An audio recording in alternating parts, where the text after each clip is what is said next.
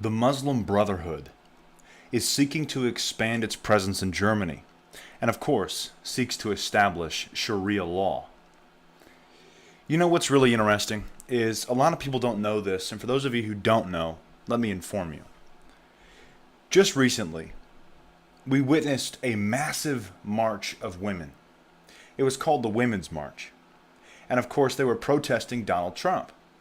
But the interesting part of it all, one of the leaders, or the organizers, if you would, of that, happens to be Linda Sarsour, I call her Saussure, the Sewer, is a woman who supports Sharia law. So the people who marched on Washington were being led by a supporter of Sharia law, which totally does away with the Constitution, totally does away with freedom. And of course, we know what happens under Sharia law. We've seen this. We've read it. I've exposed it. Not only that, Ayaan Hirsi Ali responds to Linda Sarsour, leader of the Women's March, who said she wishes to take away Ayaan's body parts. This is who a leader of the Women's March is. Come watch this video. It is shocking. They've got the actual text of her saying these horrendous things about women up on the screen. But this is supposed to be a leader for freedom, for women's rights. I'm pretty positive Sharia law is the exact opposite of women's rights. The same sort of ideology and the same tactics used at the Women's March are also, of course, similar to those used by the Muslim Brotherhood. Islamic radicals from the Muslim Brotherhood are actively trying to gain a monopoly over mosques in the eastern German state of Saxony. To attract more followers and increase their influence, the local security service chief has warned the members of the radical Salafist organization, the Muslim Brotherhood, which was established in Egypt in 1928, have long been active in Saxony, although they were stealthy. It says stealthily, but you know what I mean. Gordian Mayer-Plath, the president of the regional department of the German Domestic Security and Anti-Terrorist Service, the BFV, told Germany's MDR broadcaster. Mayer-Plath warned, however, that only now, when a large number of Muslims have come to Germany, do they see a chance to expand their network beyond some central structures and become interesting for the new Muslims in Saxony. While downplaying the threat posed by the Muslim Brotherhood in Germany as being beyond jihad, meaning that the group is not actively involved in terrorist attacks, the security official pointed to the threat it poses to democratic society. The Muslim Brothers still want to establish Sharia law in Germany, in the US. They want to establish this globally. You know, this goes back to Albert Pike, and of course, the Three World Wars letter, which we've gone over many times as well. The Third World War is going to be brought about against the... Let me just pull it up. The Third World War must be fomented by taking advantage of the differences caused by the agentur of the Illuminati between the political Zionists and the leaders of the Islamic world. Did you know that the Muslim Brotherhood has expanded into 70 countries, where they build mosques and schools and hospitals, and they present themselves as a democratic force and officially distances themselves from an idea of the global jihad and attempt to win the sympathies of the locals? We know the truth about the Muslim Brotherhood and their intentions. They want Sharia law. They want to abolish Christianity. That's not what my Bible says is going to happen. We obviously see a massive correlation between the Third World War, the agentur of the Illuminati, and political Zionists. But it goes further than that. Of course, if we were to break down this letter even further within just today's news, let me continue. The war must be conducted in such a way that Islam and political Zionism mutually destroy each other. Meanwhile, the other nations, once more divided on this issue, we're going to pause here for a second. We're going to go to the next article. China will become the #1 economy by 2050, and U.S. to fall behind India, Russia to top Europe, PwC. If trade stops, war starts, warns Alibaba founder Jack Ma. Now, we're seeing all of these, and of course, it all ties back to this. The phases of the world order explained, the new era of multipolarity. We're seeing this shifting alliances. These shifting alliances are in part because, or are being caused by Trump's policies and how we are basically driving a wedge into the Muslim Brotherhood's agenda to attack America from within. Now, of course, the countries who are divided on this issue, or who are, let's go back to Albert Pike's letter, will be constrained to fight to the point of complete physical, moral, spiritual, and economical exhaustion. They're going to unleash the nihilists and atheists. We're seeing this all over the place. Still. This was written in 1851, I think. 1857 or 1851. It's one of those 2 years. I can't remember exactly. It says it in here. But anyways, you get the point. You get the point. You have to get the point. 1871. I was wrong. Way off. 1871. Now, we're going to drop off of the Muslim Brotherhood stuff, and we're going to pick up where China is here. China is going to become the #1 economy by 2050, and the U.S. is going to fall behind Russia. Behind India. Russia will top Europe. PwC. That's pretty interesting. The United States of America is going to drop off behind India. Ouch. You see, there was a, I can't remember what it was. It was a think tank. I can't remember. The Carnegie Endowment. Carnegie Endowment think tank. I was watching their little meeting. And what they were doing was they were saying that the United States of America was sort of out for a tea break under Barack Obama. Which is, we were. We weren't exerting strength at all on the global stage. It's a stage for a reason. And this is what's going to come out of it. By 2050, the U.S. is going to fall behind India. Here is the chart here. Over the next 3 decades, the global economy will be dominated by China, and the U.S. economy will lose steam and fall behind India, says consulting firm PricewaterhouseCoopers, PwC. Russia will become the leading European economy ahead of Germany, UK, and Italy with GDP of $7 trillion, according to a PwC report. China, US, India. Wow, we dropped behind India. China in 2016, of course, is ahead of the US. Do you see now how we have a multipolar world order? We are here. This was not the case in 2008. This was not the case in the 90s. This was not the case in the 50s. We were a unipolar world, with, of course, the U.S. dominating. Now we see a system of multipolarity which increases rivalry in world politics. The reason being that many states of similar strength, these three have increasing strength because, of course, the economy is a massive part of the political agenda. Going back. These states are often uncertain of other states' intentions, which increases the probability of military action. Also, the power balance in this type of system is changing constantly as a result of changing alliances. As the power shifts, as the power shifts, we're going to see alliances change. We're undergoing a massive foundational shift from a bipolar world where the two powers, China and the U.S., Russia's not really on there, but China and the U.S., who have dominated as a bipolar world, which kept each other kind of on an equal playing field, let's put it that way. Now we have other powers which are rising, and we're seeing a multipolar world develop. Moving into this one, if trade stops, war starts, warns Alibaba founder Jack Ma. Again, we have the same ideology. Multipolar world order. We are seeing a foundational shift right now, and of course we're switching to a multipolar world order. There's going to be shockwaves around the world, some of which we have not even seen yet. Probably not even felt the tremors of it yet. But as time goes on, we're going to see more of it and see the developments of what actually is going to take place. They're going to come out.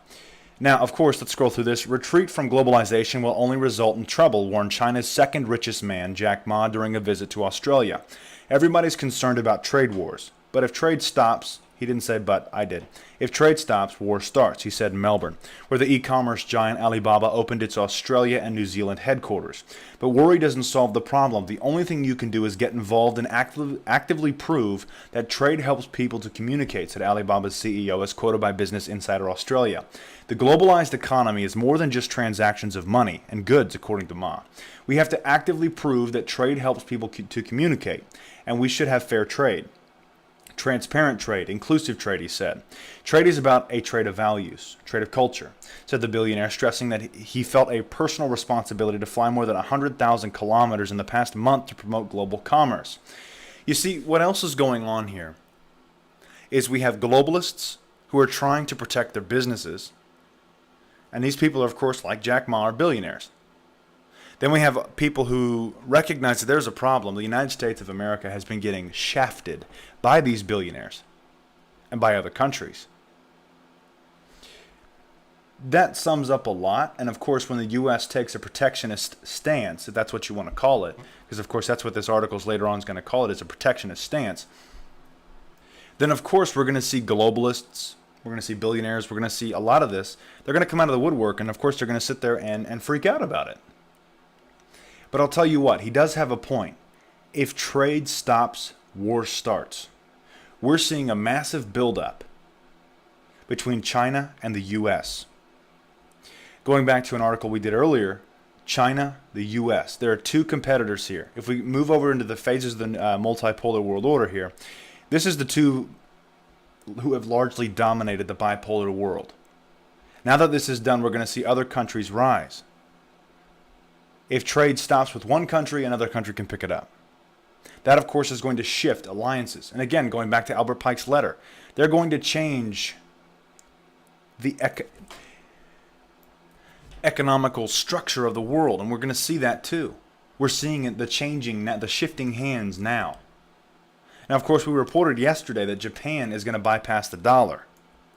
If other countries follow that trend, as we just saw Iran is also going to do in spring, if more and more countries follow that trend, there's going to be trouble for the U.S., which of course would help other countries dominate the U.S., and the U.S. would fall, well, down the chain. Now that said, there's something else that not a lot of people are talking about that's going to play a major role in this, a major role in the economy. Middle-class jobs will be taken by robots. Insurance workers, train drivers, and even detectives could see their roles automated, says groundbreaking study. You know, China just, one manufacturing company in China just went all automated, and 90% of jobs were lost. 90% of jobs were lost. That is a huge, that's a gigantic number. 90% of jobs were lost, but of course the billionaire at the top was profiting, while all of the employees, well, see ya. The study analyzed high-paying jobs and determined their long-term viability. Real estate agents and credit analyst roles have 97% chance of redundancy. Medium-risk jobs include detectives, judges, and magistrates. Now, I don't know about you, but I sure as hell do not want an artificial intelligence judging me. Low-risk jobs include dentists, doctors, and firefighters, a study says. I love how I got this right there, and of course there's the mark of the beast, 666. That's interesting. The time that we're reporting on this article, the beast is appearing. Advances in technology could soon make dozens of middle-class jobs obsolete, according to a groundbreaking study. Carl Frey, a director at Oxford University, who previously authored a study suggesting that 35% of jobs in the UK were in danger, has followed up his work by analyzing which higher-earning jobs are likely to disappear. Examining office jobs that pay more than $40,000, Frey compiled a risk list that showed which jobs were most in danger of becoming automated, and those most likely to remain.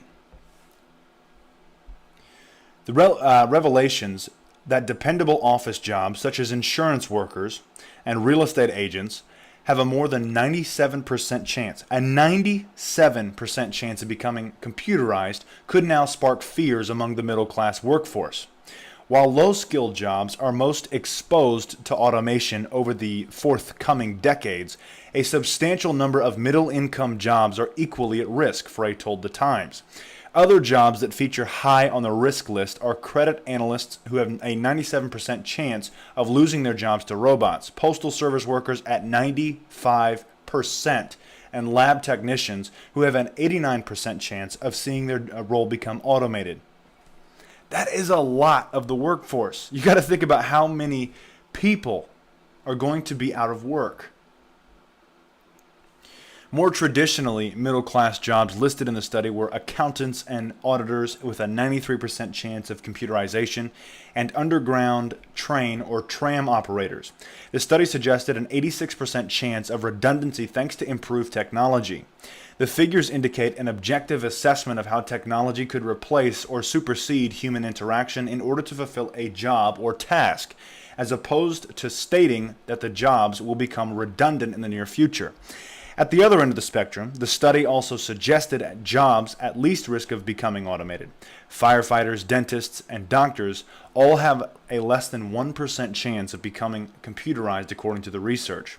So for those of you who are wondering, who are young and wondering what in the world you need to do just to provide for your family right now, these are some good jobs. I argue about the doctors, though, because, of course, we've seen what they're trying to do with the medical field with Google, Google DeepMind. They're going after the doctors to replace them. Roles in the healthcare profession also feature heavily in the low-risk list. There are also included dietitians, nutritionists, psychiatrists, podiatrists, and pharmacists. Sorry, I screwed that one up. Jobs that are safe in the medium term, according to the study, include detectives, judges, and magistrates, perhaps indicating that while the jobs could become more automated in theory, the complex technology required is yet to meet the demands. Now, with technology, we're on an exponential timeline. Keep that in the forefront of your mind.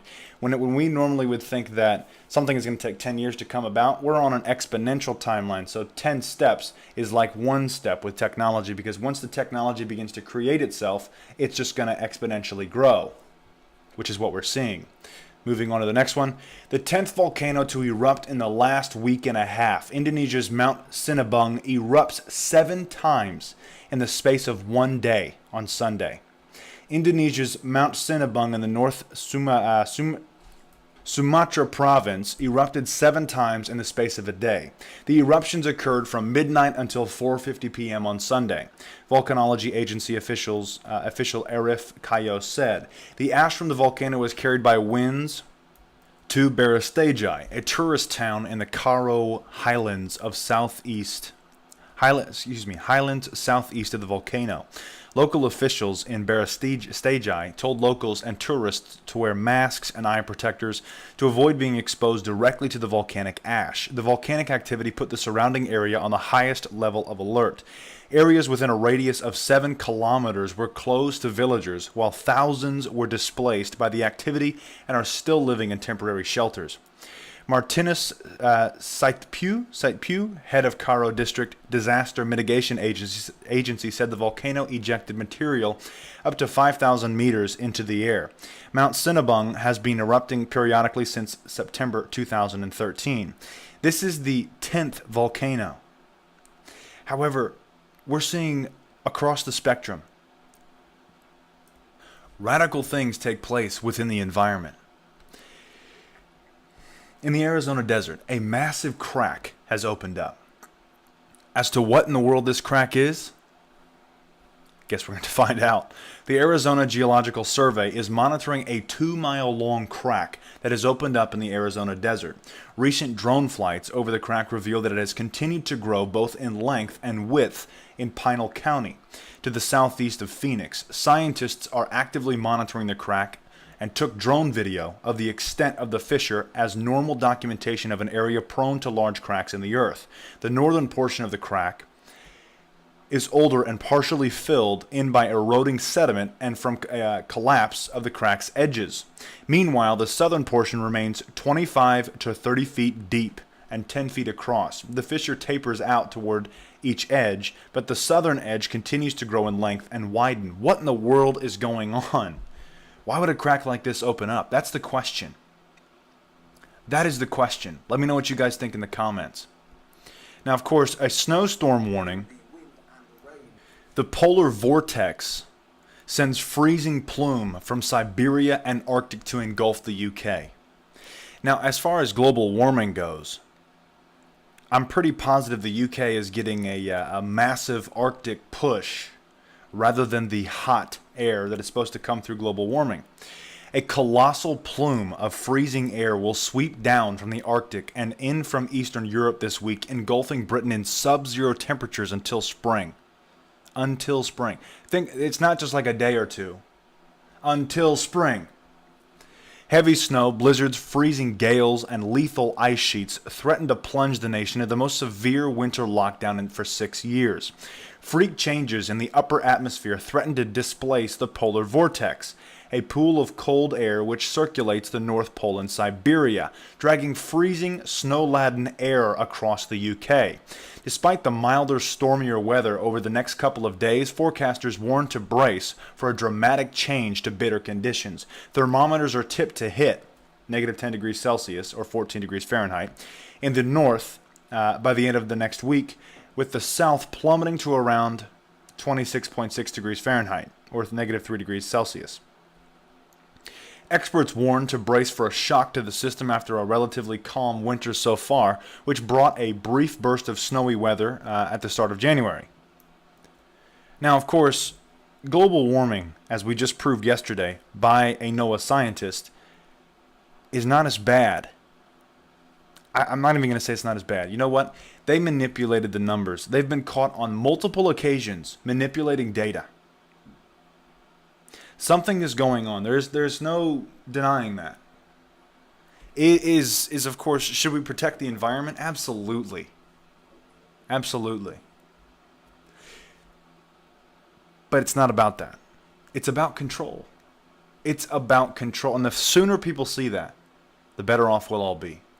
It's about depopulation. The sooner people see that, the better off we will all be. The better off our children will be. An earthquake which rocked Colombia is sparking deadly ring of fire fears. There have been massive earthquakes all across the place. You've got a massive crack opening up in Arizona. We have this is a 10th volcano to erupt in the last week and a half. Mount Cinnabung erupts 7 times in the space of 1 day. And now we have an earthquake in Colombia, of course, which is sparking ring of fire fears. The earthquake struck the southwest of the country at 8 a.m. Colombian time today. Colombia sits on the Pacific Ring of Fire, a huge 40,000 kilometer stretch where several fault lines connect and is often associated with heightened seismic activity. Some homes near the Julia epicenter are on the verge of collapse with severe structural damage due to the quake. It was the biggest earthquake to hit Colombia since a 5.9 magnitude tremor last September. Local media have reported that the only injured person was Jose Neftali Venezuela's Diaz, who worked at the business school of Los Andes and was injured after part of the roof fell off at the institution. One office cleaner said, "Everything was moving and at first I thought I was nauseous." Bogota Mayor Enrique Penalosa said the seismic norms in Bogota are incredibly strict and can withstand a very strong earthquake. The earthquake struck at the depth of 37.3 kilometers with its epicenter in the region of Julia. Incredible. Are we witnessing the ring of fire come back to life? Widespread illnesses forces multiple school systems to shut down in Chattanooga area. Bradley, Marion, and Monroe County schools closed for the remainder of the week. Faced with widespread absenteeism among students, teachers, and support staff, several tri-state area school systems have shut their doors for several days, citing a surge in flu-like illnesses. Now, of course, I imagine that many people have taken the flu vaccine, but it would appear as though they're not really working. What in the world? Is it true that the flu is like a sloppy virus where they can't really identify anything with the flu vaccine? I mean, that's sort of in the the sphere of alternative news, well, you get what I'm saying. The flu vaccines don't work. Reports of flu appear to be peaking in late January and early February, according to the U.S. Centers for Disease Control and Prevention. And a map from the CDC shows that Tennessee has been one of the states hit hardest. As a result, Bradley, Marion, and Monroe County schools will be closed the rest of the week. It's Tuesday. Monroe also was closed Friday and Monday. Polk County schools will be closed Wednesday after being closed Tuesday, and Rhea County schools were closed Monday and Tuesday. Polk County officials said they were forced to close because of the number of students, teachers, and school bus drivers who were ill. Rhea County reported similar problems. Our students' absentee rate was 18.7%. That's high. Almost 20% of students were not at school because they were sick, said School System Director Jerry Levengood. He said students and teachers reported instances of flu, flu-like symptoms, and stomach virus. Even if students had shown up, there were not enough teachers to hold classes, Levengood said. That's how many people were sick with a flu-like symptom, something of that nature. It's got to make you wonder. What's going on? You see, with all that's been reported today, something else is going on too. And this right here, folks, showcases what the buildup for the past several years was for. The Army is preparing for urban warfare in megacities, mass migration, disaster, and inner city turmoil. There are two things on this that, of course, we're seeing cause an issue right now. Migration, immigration. Illegal immigration is causing an issue, which of course is sparking these protests. The protests, let me rephrase that. The protest organizers are calling for more militant-style protests. Militant-style protest, the same thing that we saw at Berkeley. Their organizers, who are borderline calling for terrorism, are saying that they need to organize and grow their movement. And of course, be just as forceful and just as disruptive. We've seen for the past several years a massive buildup within the armies for, guess what? Civil disturbance, civil unrest, martial law. These sorts of things have been building for a long time. The other thing that we've been witnessing build up too is these megacities, which of course, I mean, that just makes a hotbed for a police state. A big part of the concern that we have at the Christian Truther for Donald Trump is the infrastructure. What is the plan? What is the architecture? We need to know these things before we make an actual assessment on if it's a globalist agenda or not. As far as the infrastructure goes, there are other things he's doing that, of course, we're watching as well. But this is by far one of the biggest ones. Megacities. We have Elon Musk, who just started building his tunnels. And I guarantee we could find a connection to FEMA. Somewhere down the line, we could easily find a connection. But now we have megacities, and the Army is preparing for urban warfare in these megacities. There will be war in the streets of America. Things have been engineered that way. The scenarios are many. The issues are complex. The current anger from the left, who are violently protesting against President Trump, is just one aspect of it. Now, of course, we're also witnessing psychological warfare coming from the White House. They're engaging in what's called resistance fatigue. They're throwing out some crazy things, which are not exactly crazy, but you get what I'm saying. A far more radical ideology is coming from the White House than what we would probably see if people were trying to keep things smooth. There's a reason for this. They're doing what's called resistance fatigue. I exposed this just last week, I think it was. I'm not sure. It could have been 2 weeks ago. Resistance fatigue is they're trying to wear the news out. They're trying to wear the protesters out because they can't protest forever. They're trying to wear the pockets of billionaires out. It's smart. It's really smart. But of course, the question always is, resistance fatigue and psychological warfare, the Army industrial complex, it's got to be for something. What are they testing? Why are they pushing this? What's the end game? Let's continue. But the Pentagon and the U.S. national security structure is increasingly looking towards the shifting demographics around the globe. People have moved away from rural areas and shifted into cities. Wherever conflict stirs. Now, let me tell you something about this real quick. This shift from rural areas into cities, this was engineered, at least in Indiana. They did what's called reverse urbanization, where the people were moving away from the cities who were wealthy. They needed to change this. So what they did was they started trying to bring the wealth back into the city, and of course the rural or the lower class, middle class was moving outwards as the wealth generated in the middle of the city. That's what they did in Indiana, in Indianapolis specifically. We've seen this in other places, in other states and so on and so forth. We've seen it in other countries as well. But the reverse urbanization is a lot of what they want. The UN has an agenda for this. It's called sustainable development. It is a massive agenda for the New World Order. Please, if you don't know what I'm talking about, if you've never heard it before, go to our website, christiantruther.com, go to topics, click the New World Order post. We've got whole sections on this, covering it. Wherever conflict stirs, there will be a need for military and SWAT response to the call. Entire cities will be locked down. Door-to-door sweeps will often have violent ends. Baghdad could be brought home to the streets of America, and the military already knows it. The powers that be are deeply concerned about the unfolding situations with migrants, illegal immigrants, potential terrorists, political factions, violent protests, arson, and riots.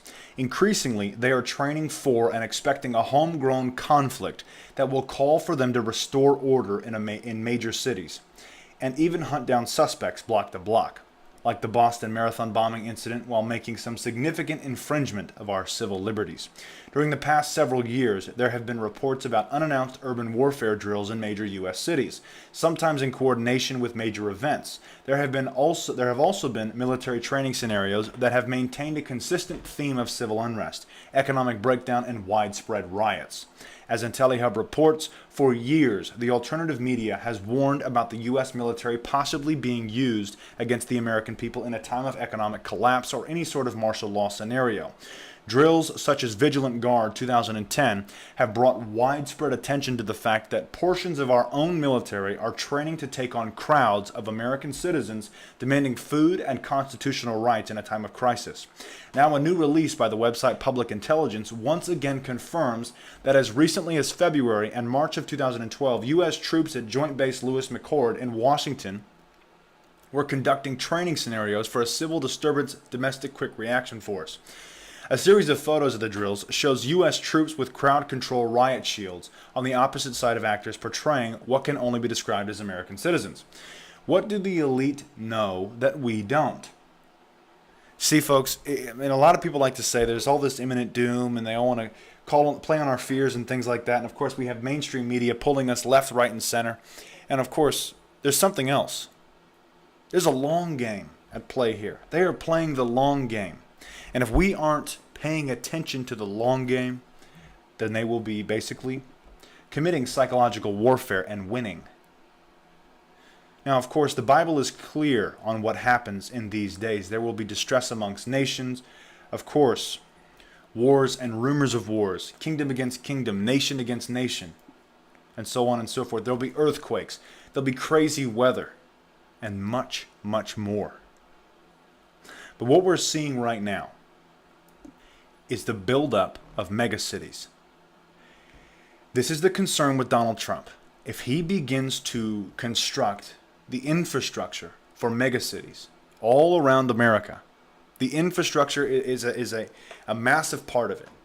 America currently is not built the way that they would need it to lock it down.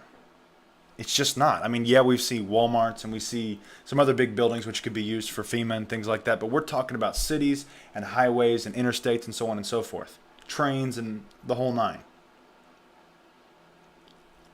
Now, a major military scholar is calling for the creation of megacities combat units. A proposal that is a major and drastic departure from warfare of the past, which has been designed away from cities. Now, military and paramilitary units, as well as local law enforcement, must engage the population itself.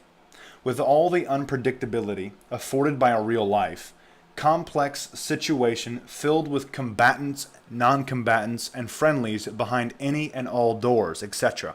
With a heightened focus on terrorism and reigning in undocumented immigrants, there will be a tendency, if we are not careful, for a heightened, militarized, and police state atmosphere to arise, both at home and in every place that they take the fight.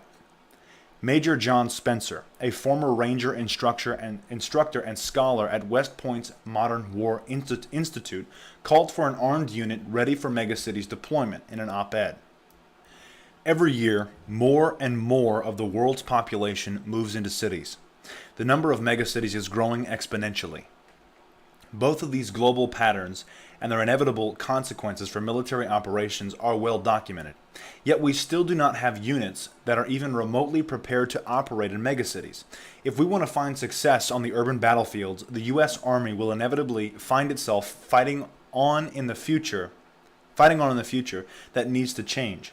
Throughout history, military forces either sought to avoid or simply had no need to engage in urban combat. Most military doctrine and the strategic theory it is built upon encourages land forces but to bypass, lay siege to, or, if required, isolate and slowly clear cities from the outside in. The great armies of the world have historically fought for cities rather than in cities, a distinction with a significant difference. In cases where military forces had no choice but to operate within cities, the environment, almost without exception, proved very costly in both military and civilian casualties. Today, many armies have accepted that global population growth and urbanization trends will increasingly force military operations into crowded cities, and military forces must therefore be capable of conducting the full range of operations in large, dense urban areas.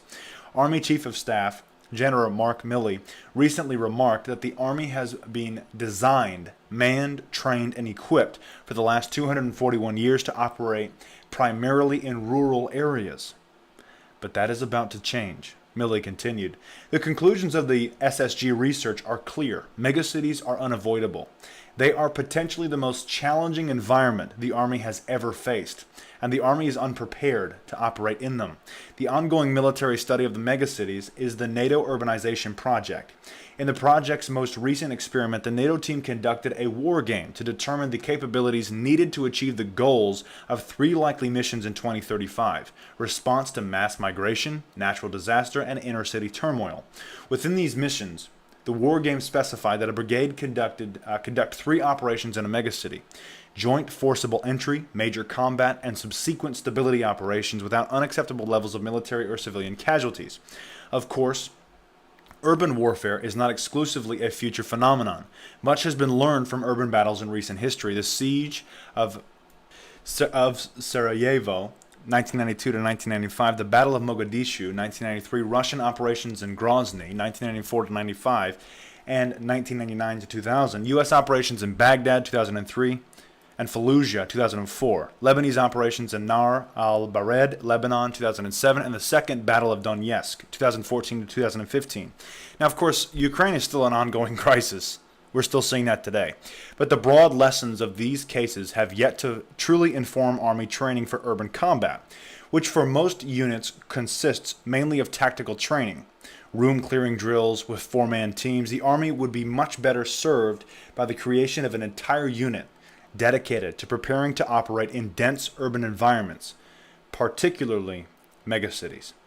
We know for a fact the New World Order wants to construct megacities. It is easier for them to lock the entire thing down and everybody in it. Lock them all down. Any way you slice it, the military and the national security infrastructure are watching for cracks in the system. How about this?